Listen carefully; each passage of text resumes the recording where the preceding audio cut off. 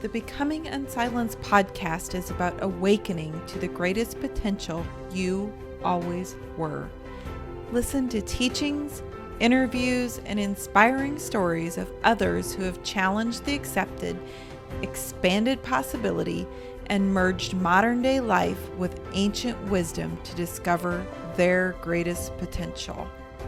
When you become fearless, you become limitless. Now be inspired by today's episode. Well, welcome to the Becoming Unsilenced podcast, where we encourage you to awaken to your greatest potential.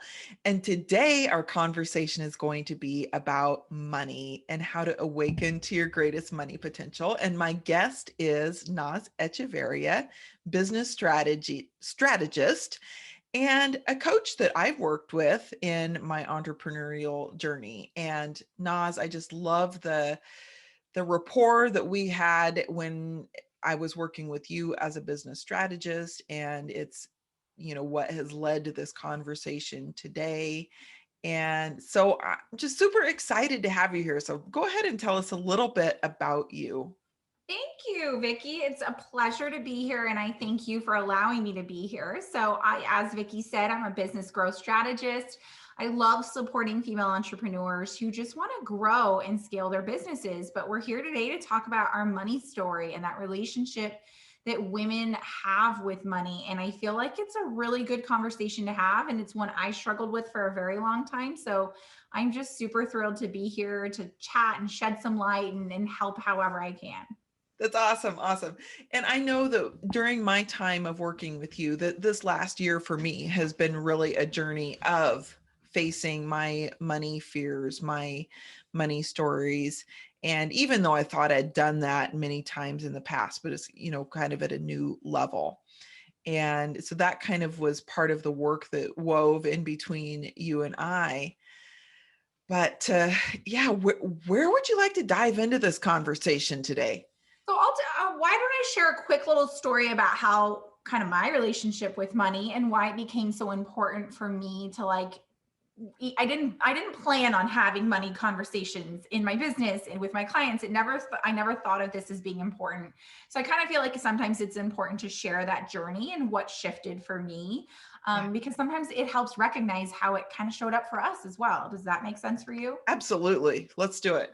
Yeah. So I always tell people that I grew up as first generation in the United States. My parents are from Iran. They came here on a student visa with no money in their pocket, nothing to show for it. And they worked their butts off. And it was really important to them to kind of build this on their own. So they were entrepreneurs from the get-go. My mom had like a cleaning business while they were in college. I joke that my dad had actually worked in, one of them worked in the bookstore and one of them worked in the cafeteria so that they would have enough money to pay for those things and be able to have that, but also get free books and free food. Oh, funny. Yeah. Okay.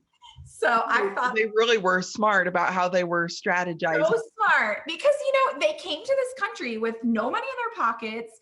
They didn't barely know the language. They didn't know anybody. So they knew they had to get smart about things. And my mom came from a family of 8 brothers and sisters, and they barely got by.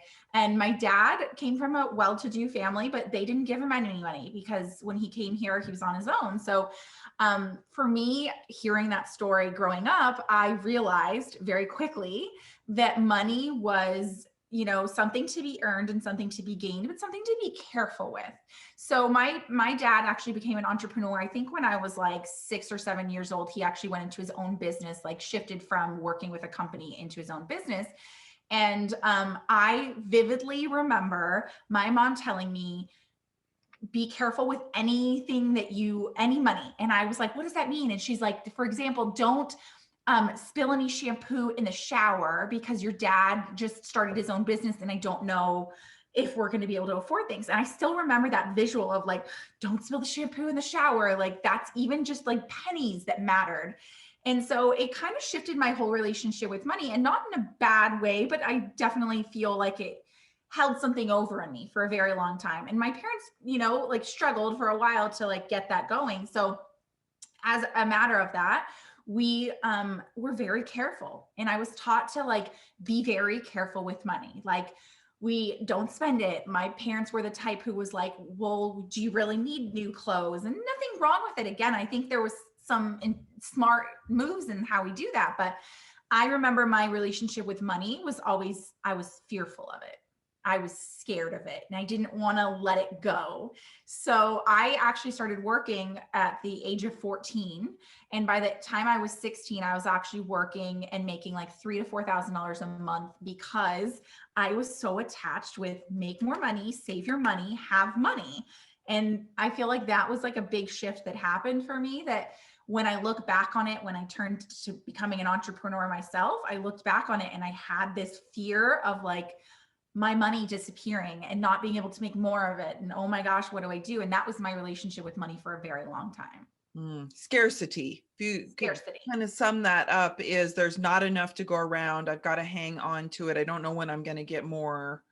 Yep, absolutely. And it's scary. And I mean, I feel like we all have a slight bit of scarcity unless we come from a family that, you know, treated this very differently. And my husband came from a family who treated money very differently. And when we have that conversation, I'm always so surprised at like how they would go on vacation and enjoy it and like not think about money. And my family was very like worried about where does this money and like what are we, and it's just a difference in that. But then I didn't ever realize how that had kind of imprinted on me and my money story and the relationship I had with money along the way. So when did you begin to kind of grasp that this had imprinted on you?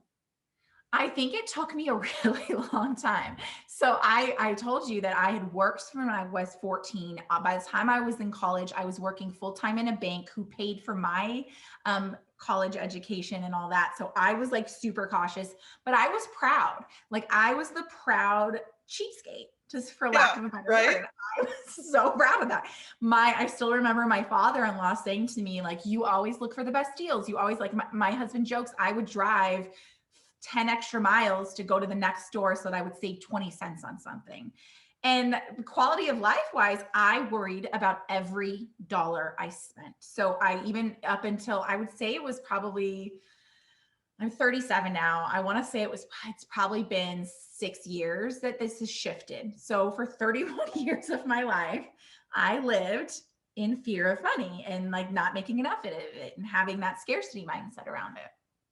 So let's freeze frame that story right now, what that you're telling it, and let's go to what's your mindset around money today, and then let's talk about the shift that Yeah. happened. Such a good conversation because it was a huge shift for me. I used to think about every dollar I spent. And I remember going to the store, coming back home and looking at the receipt and having like mini panic attacks over, oh my gosh, I spent too much. Oh my gosh, what did I do here? And my husband would be like, what was going on? Like, it was truly difficult. And shift back to now, where I jokingly tell my husband, I don't remember the last time I've looked at my bank account. I don't pay attention to these things. They're not important to me. I even vividly remember taking my kids out and spending $800 on a bunch of new clothes and not like spending frivolously, just like not worrying about it, not Yeah. thinking to myself, oh my gosh, how am I going to pay for this? And why am I spending this money? Is this really important? Should I do these things? But just relaxing and enjoying. Like lately, we've been taking these vacations where we get the 2-bedroom suites and we enjoy and we get the drinks by the pool, the $15 drinks that I used to be like, well, who does this? No. Yeah. So you're allowing yourself to enjoy without that fear of lack. Yes. So, and such a difference. It's a difference in the quality of life Yeah. that you create when you remove that lack and remove that scarcity and realize money's a tool, but it's a tool that we can continue to create and we can continue to optimize and not worry so much about it.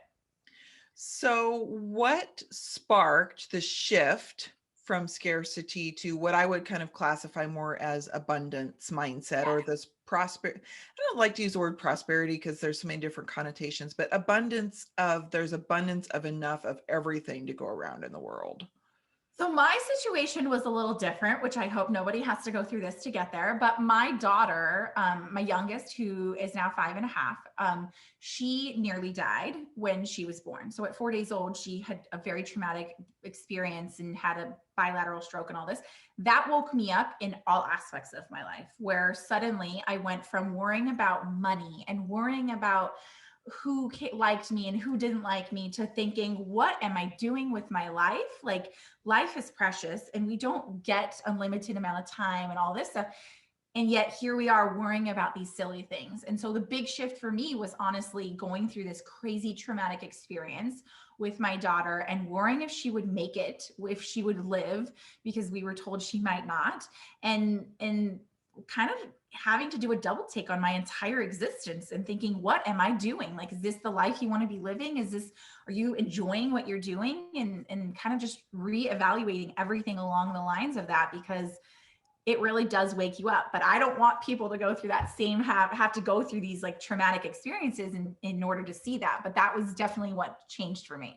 Yeah, and that's why we're having these conversations, is so people can realize there are ways to shift without. I think people change because of pain or because of pleasure, and most of us change because of pain and not because of pleasure. So the most important conversation to start with is your daughter is doing well today, right? She is a absolute miracle. Like, I'm telling you, she was in the NICU for 21 days with a very severe case of meningitis that had led to a bilateral stroke. She is absolutely a miracle. Just everyone who sees her and looks at her diagnosis and what had happened to her and says, how is this the same person? And I think that was a big shift too, is like, she had gotten a diagnosis of pretty much her life would never be normal.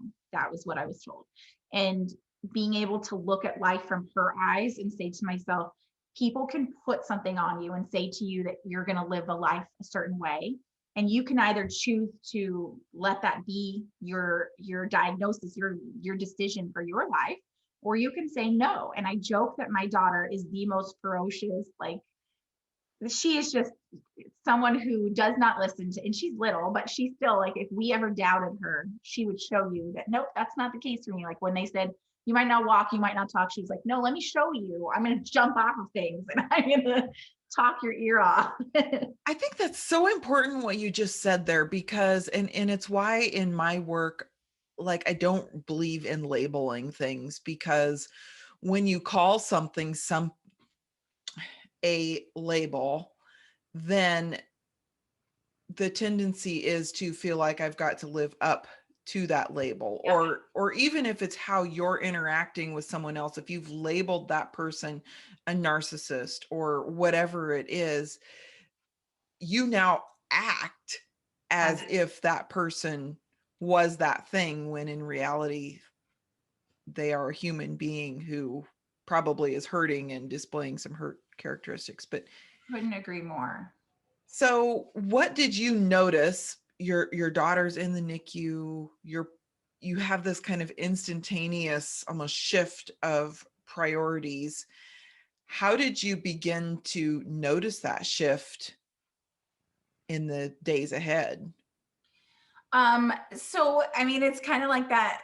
I hear about these stories about how your like life flashes before your eyes, and it really does. It's a crazy thing, like being in that hospital. I don't remember so much, but I remember my life just kind of like being thrown before my eyes. But I actually remember sitting there and saying, I prayed to God and said, God, if you can save my daughter, I will change my life.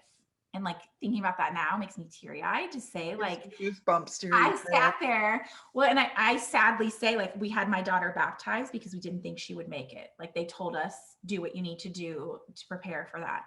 So I remember having her baptized and sitting there and praying in my head and saying, if you would just give me my daughter back, I promise you I will do whatever it takes. I will change everything.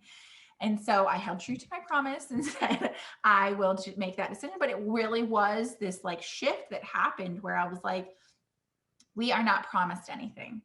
Like, I truly believe that we are not promised anything in any life. It doesn't matter what we're doing. And yet we don't really realize that. And so that shift that happened was I was no longer willing to play small, be small, do things differently, not listen to myself, not trust myself in a bigger calling, and not hear my intuition in what I had to say. So I chose in that moment, because the story actually goes deeper, of like a lot of doctors had turned me away and said she's fine, there's nothing wrong with her, and I pushed and pushed. And so even in that, I learned to trust my intuition and to believe that there's something deeper calling within each and every one of us. We just don't always choose to listen. Yeah, that's so true. That inner nudge of that inner spirit, and it's always, I call it the eyes of your soul, because it's like it sees ahead of you Yep. so far, and often it doesn't make sense, but when we learn to trust it, it's life changing. Life changing. Absolutely. How did that impact your business? Great question. So it's something I call unconditional growth. From that, this idea and this belief of what I call unconditional growth was born from that, where rather than seeing life as like, well, I haven't reached this goal and I haven't done this thing, and feeling like we've put these conditions on our lives, on our growth, on anything. And it's not just business. And I jokingly tell people, like, I was the person who was never really like that amazing. There was nothing great about me. And so I told myself, well, I'm not great at anything. And so I call these the conditions of growth, whether it's personal or in business.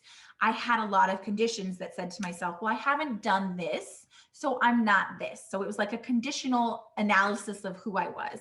And so I removed those conditions and I told myself, what if you are everything you're meant to be now? What if you already have all of those things? What if you removed those conditions and told yourself it's not about time, and I didn't make enough money, and I didn't do all these things, and you just stood in this belief that you are meant for impact? And that shift turned my business upside down, where in the best way possible, where I kind of took away all these beliefs and thoughts and conditions and things that I had told myself, and beliefs that I had been had and put on me for so long, and said, I'm just going to do this the way I want to do this, because I had started my business, 10 years ago. And so it was halfway through the journey where I was like, no, I'm done with this.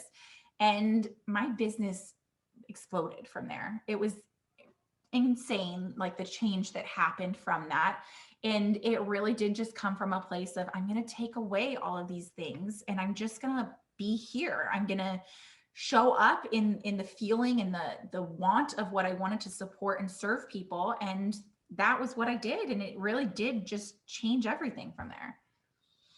And I met you on the Other side. Yeah. side of that journey, and hearing your story and inspiration. And one of the things I love about you is your authenticity of, there's what do you call it? Your no bull or no fluff.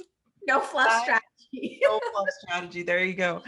And but one of the things that sparked this conversation today was you caught some flack in a Facebook group, when you were talking about the income that you're generating today. Yeah. Yeah. So I had posted in a very large women's entrepreneur groups that's literally meant to like support others. And I had posted about how I was so proud of hitting $100,000 in 3 months with 15 hours a week, working 15 hours a week with 3 kids home.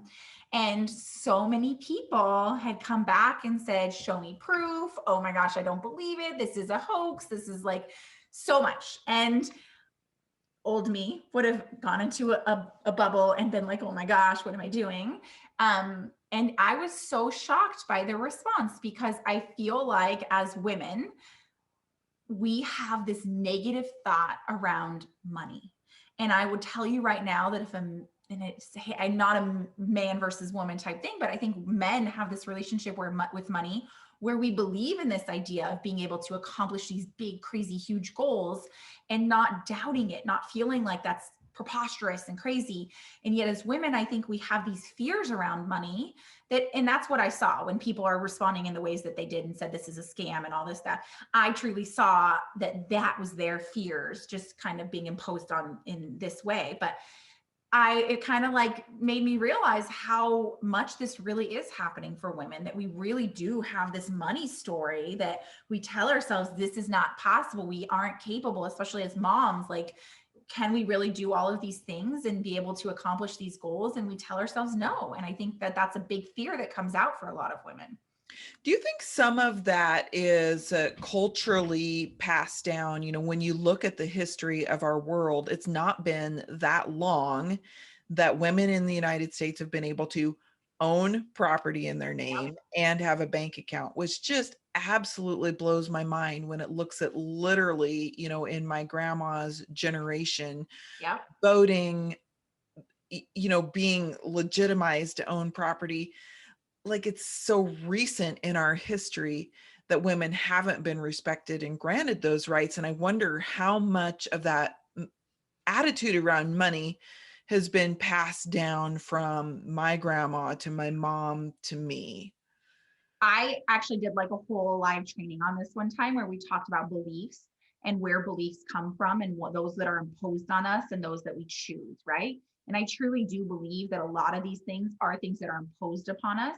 But I also like to say we all have the free will of being able to recognize that and shift that. And But I choose think that's, differently.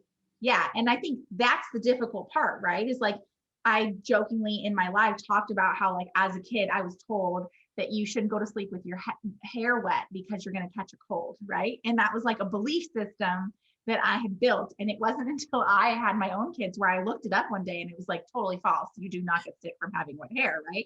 But it was a belief system I was told, I inherited, I utilized, and I continued on until I chose to say, is this real? Like, to push back on it a little bit. So I totally agree with you. I absolutely do. And I mean, I think in general, the shifts that are being had, it's hard for us to wrap it around it. And like, I joke even now, like my mom, who I love her to death, still says to me, why do you want to work? Like, just why don't you not work and take care? And to me, it's like, it's not about just money. I mean, yes, it's beautiful to have money. I'd love to be able to do like make $1 million and all of those things, but it's also just this thought process around money. Like, do you really need money, or let them husband make the money, versus seeing it as like everyone has their own money journey and we should all experience it in the ways that we want to, male or female. But I think that that shift that needs to happen isn't happening for a lot of women. And we're staying stuck in that condition, that thought process. Yeah. And that's why we wanted to have this conversation, was to expose that thought process, to shed light on it, and then to bring a new conversation. Because I remember when I was working in the corporate world and I hit six figures in income, and I was ashamed to tell anyone. Yep. And I kept it so secret. Even I remember, you know, telling my mom, like whispering, almost like literally like whispering it to my mom and saying, but don't tell, you know, my sisters, because there was this shame uh, Yep. that somehow maybe that shame was rooted in, I'm not deserving of this. If somebody figures out who I really am, they're going to take that away from me. And also this fear of jealousy and of lashback that you saw Humility. in that Yeah. Facebook group. So how can women begin to come together and cheer each other on and celebrate pushing each other to these levels of growth instead of shaming each other? And I think that's a powerful conversation, right? Like, we have been taught as people, as women, humility. Don't brag. Be humble. Don't talk about the things you do. And I felt the same way, where I remember having saved $100,000 and saying, oh my gosh, but don't tell anyone. Don't, like, it's got to be a secret. Like, you don't want to make anyone feel bad. I think that Right. was my thought process, right? Like, I don't want to make anyone feel bad. But the truth of the matter is, I now see money as a tool for inspiration. Like, I don't tell people I made $100,000 in 3 months to piss them off or to make them feel less than. I say that as possibilities, right? Right. Like, I share that as possibilities. But I'll also say, like I said, 5 years ago, I saw people talking about hitting 30K months or 50K months and saying, making these excuses in my head saying, well, they don't have kids. They don't have that. I tell myself that those weren't possible for me because of whatever conditions I had. But I think the truth of the matter is when we allow ourselves to believe in money as this inspiration, as this opportunity, rather than like as a divisive tool of like, oh, you're not there yet. And I think that's on both ends. Is like, for me, I share it knowing that if I have a lashback, I'm not doing it to brag. I'm doing it because I want you to see what's possible. I want you to believe bigger and see opportunity, even as a mom of three, even as like, even with all those conditions we put in our head. So I feel like it's an important part of my journey to share that, because if I don't, then you're still stuck in this idea of thinking. And I think that's the way I view it now. But then on the other side, I know what it felt like looking at people who were making that money and saying, no, that's not possible. They're lying, or they have this. And I think it's just a matter of self-realization and saying to myself, I believe that I'm capable of making this money. I believe I'm worthy of making this money. I believe that money is an opportunity, and seeing it as more like that versus like this evil spirit of money taking over our lives and stuff like that. Yeah, I love that. And it's also why the name of this podcast is called Becoming Unsilenced, because if we don't shine our light for people who need to see that light, they don't have anything to move forward to. And I work a lot with NLP and the functions of the brain. And when you think about any time something was built or created, we first have a map, right? Mm-hmm. And by you sharing that example out there, it gives a lot of women a map of what's possible that Yes. they may not have. And so if it's the first time that map is being planted into their awareness, there's probably a lot more resistance to it than if it's really growing and they're really embracing the possibilities in their own life. When they're further down that road of allowing that seed to bloom within them, they're like, oh, I hear that now. I resonate with it. Now I can hear the message that she's sharing. Yeah, I totally agree. Absolutely. Hmm. So women and their relationship with money. I think that one of the things that's helped me on my own money journey and story is to feel like I have a relationship with money. I think before I always felt like money was a persecutor, like it was always there to torment me, or to either to torment me or to rescue me. It was either the high or the low of it, and nothing in between. And I lived in my own life a long time where, I made my decisions based on the balance of my bank account, not what was in the intuition of my heart.